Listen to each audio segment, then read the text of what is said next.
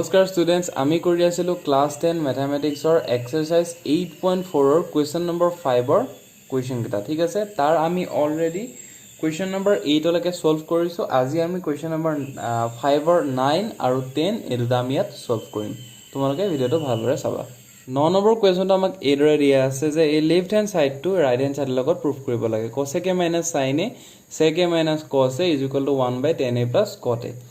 ঠিক আছে এটা ইয়াত কিতাপত হিন্টটো দিয়া আছে যে সোঁ পক্ষ আৰু বাম পক্ষ বেলেগে বেলেগে সৰল কৰিব লাগে ঠিক আছে কিন্তু মই এটা কথা এখিনতে কৈ দিও যে কেতিয়াবা যদি আমাৰ লেফট হ্যান্ড সাইডটো ধৰি পেলাই আমি কৰি থাকোতে ৰাইট হ্যান্ড সাইডটো নুলাই তেতিয়া আমি কি কৰো সেই লেফট হ্যান্ড সাইডটো এক্সট্ৰাকে কৰি যিখিনলে কেৱল হেখিনলে এৰি দিম আৰু ৰাইট হ্যান্ড সাইডটো আকৌ কৰিবলৈ ট্ৰাই কৰো যে সেই বস্তুটো উলাইগে নেকি হেতু আমি ট্ৰাই কৰো যদি দুইটা বস্তু লেফট হ্যান্ড সাইড আৰু ৰাইট হ্যান্ড সাইড একে উলাই যায় তাৰ মানে কি হয় দুইটা সমান গতিকে প্ৰমাণিত হৈ যায় ঠিক আছে এটা এই বস্তুটো যেহেতু কিতাপত দিয়া আছে ইংগিতটো হেকাৰণে আমি কৰিম কিন্তু কিছুমান ক্ষেত্ৰত আমি নিজে হেতু বস্তু আমাৰ মূৰলে আহিব লাগিব ঠিক আছে এটা আমি চাই লওঁ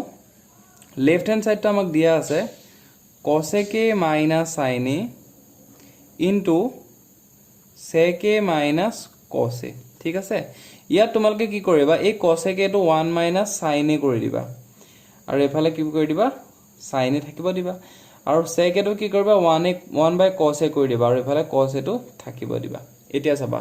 এইখিনলৈকে বুজি পাইছা তাৰ মানে 1/sin a মানে cos a 1/cos a মানে sec a এটো কৰিলে কি হ'ব 1 - sin square a by sin a হয়নে ওপৰত কি হ'ব 1/cos square a by cos a হ'ব তাৰ মানে কি 1 - sin square a মানে কিমান cos square a লিখি দিলো cos square a by sin a clear হল ইয়াত কি হ'ব সোৱা 1/cos square a মানে কি sin square a তলত কি হ'ব cos a হল এটা সোৱা cos a the cos square a কাটিলো কিমান বাৰ যাব cos a বাৰ যাব তাৰ মানে cos square a ওপৰত দুটা cos a আছে তলত এটা cos a আছে গতিকে দুটা cos a এটা cos a দি কাটি দিলে এটা cos a থাকি যাব গতিকে cos a থাকি গল হয় নে ঠিক একেদৰে sin a দি যদি sin square a আমি কাটি দিও কি থাকি যাব sin a থাকি যাব এতিয়া এইখিনতে আমি বস্তুটো ৰাখি দিম ঠিক আছে তাৰ মানে লেফট হ্যান্ড সাইডটো আমি এইখিনলৈকে ৰাখি দিম এতিয়া আমি ৰাইট হ্যান্ড সাইডটো প্ৰসিড কৰিম ৰাইট হ্যান্ড সাইডটো আমাক দিয়া আছে কি বুলি সোৱা তোমালোকে 1/tan a + cot a এতিয়া আমি এইখিনতে ৰাখি দিয়াৰ আৰু এটা কাৰণ আছে হেতু হল যে এই tan a আৰু cot a এই দুটাক sin a আৰু cos a টাৰ্মছত লিখিব পাৰি tan a টো লিখিব পাৰি sin a / cos a আৰু cot টো লিখিব পাৰি cos a / sin a হেতু কাৰণে sin a cos a আমাৰ ওলাই গৈছে না এইখিনতে আমি ৰাখি দিম ঠিক আছে ৰাইট হ্যান্ড সাইডটো tan a মানে আমি এটা লিখিম sin a / cos a ঠিক আছে প্লাস cot a মানে লিখিম cos a / কি sin a ক্লিয়াৰ হৈছে এটো যদি আমি সিম্পলিফাই কৰো ইয়াৰ নেক্সট স্টেপত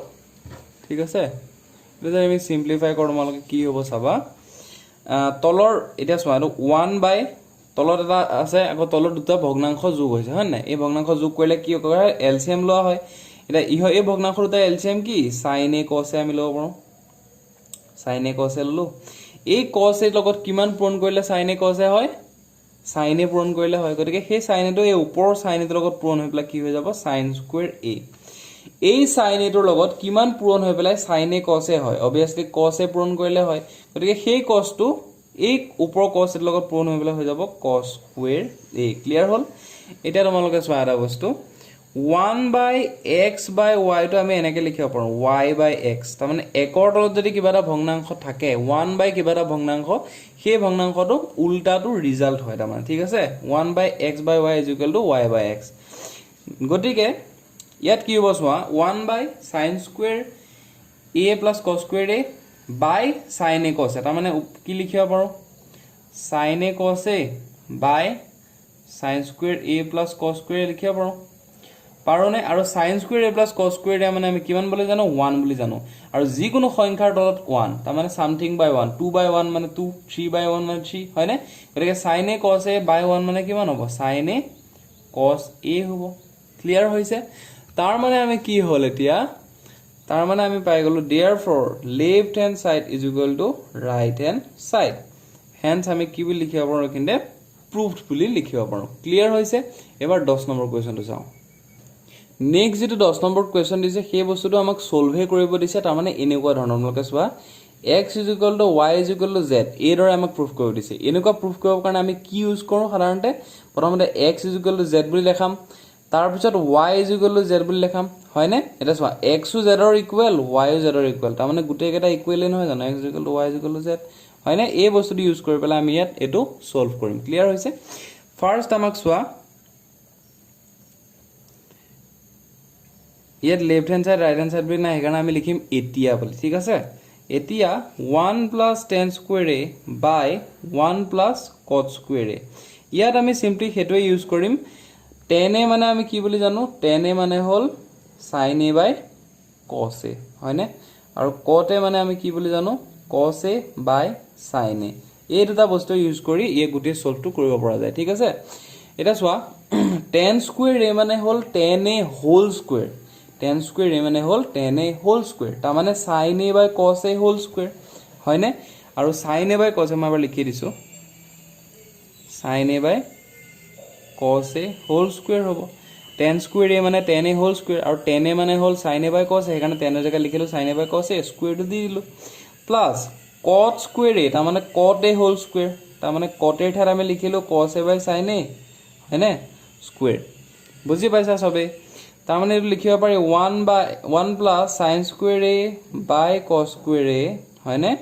আৰু 1 plus cos square a by sin square a বুলি লিখিব পাৰি ঠিক আছে এটা ভগ্নাংশৰ এই ওপৰ ফালটো যদি আমি সিম্পলিফাই কৰো তেতিয়া আমি লিখিব পাৰিম cos square a plus sin square a by কি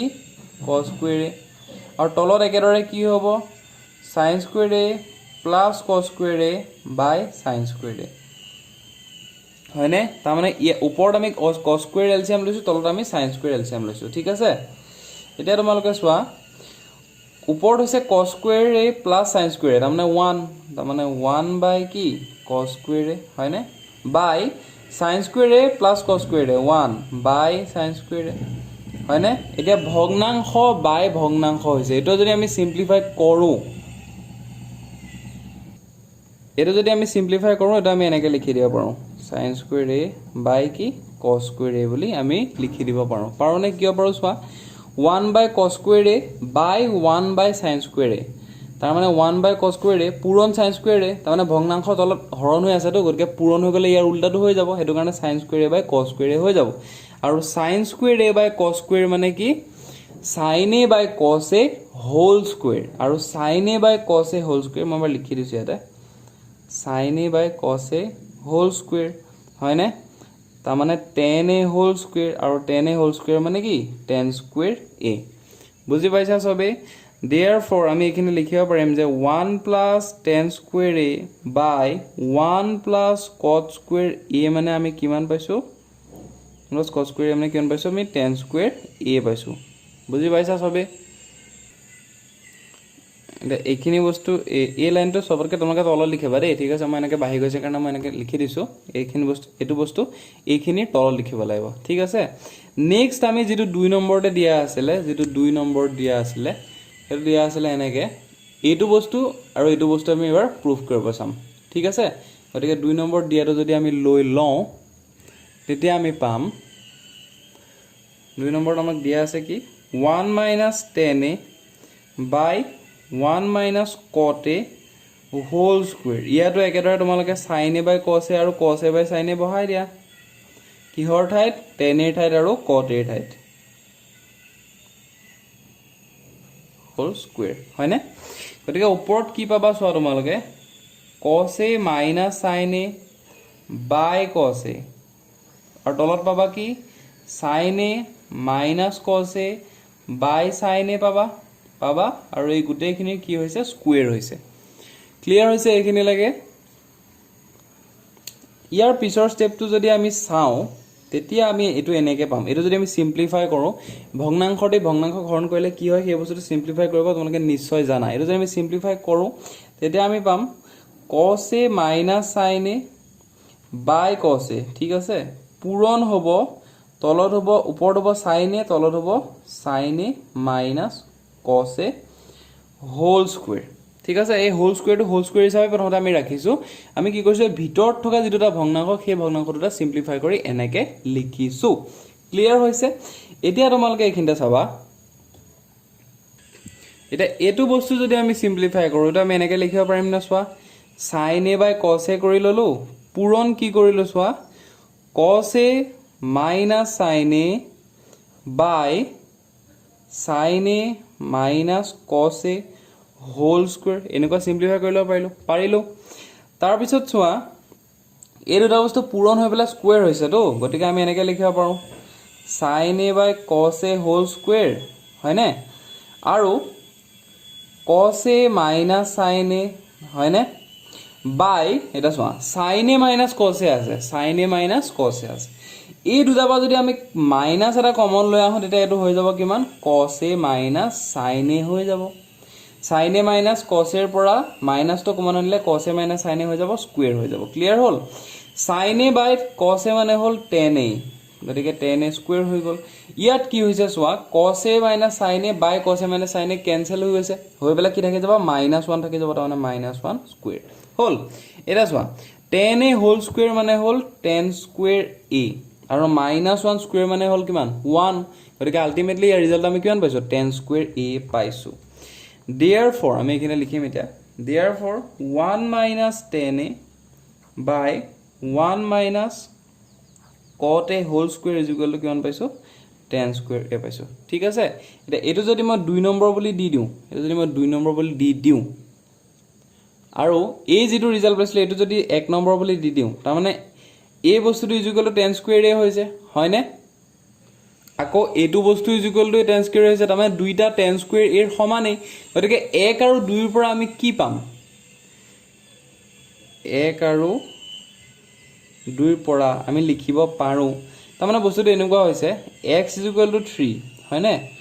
y ইজ ইকুৱেল টু 3 এটা এটো যদি 1 হয় এটো যদি 2 হয় 1 আৰু 2 ৰ পৰা আমি কি বুলি লিখিব পাৰো যে x টো 3 ৰ সমান y টো 3 ৰ সমান তাৰ মানে x is equal to y নহয় জানো হয় বা x is equal to y is equal to 3 নহয় জানো গুটে কেটা দুইটাৰ ভ্যালু 3 এ হয় হয় না গতিকে আমি 1 আৰু 2 ৰ পৰা কি লিখিব পাৰো যে 1 plus tan square a by 1 plus cot square a is equal to 1 minus tan a whole tan a by 1 minus cot a whole square is equal to কিমান পাম tan square a হয় না যেটো আমাক প্রুফ কৰিব দিছিলে clear হৈছে গতিকে আজিৰ এই ভিডিওত আমি question number 5 তাৰ মানে exercise 8.4 question number 5 ৰ গুটে কেটা question এই চাৰিটা ভিডিওৰ যোগেদি আমি সলভ কৰিলো গতিকে নেক্সট আমি এইদৰে কৰাই যাম গতিকে এইদৰে ভিডিওবোৰ পাই থাকিবলৈ মোৰ চেনেলটো সাবস্ক্ৰাইব কৰিব পাৰা আৰু যদি ভিডিওটো ভাল পাইছা বন্ধু বান্ধৱীৰ লগত শেয়াৰ কৰিবা আৰু লাইক কৰি দিবা থ্যাংক ইউ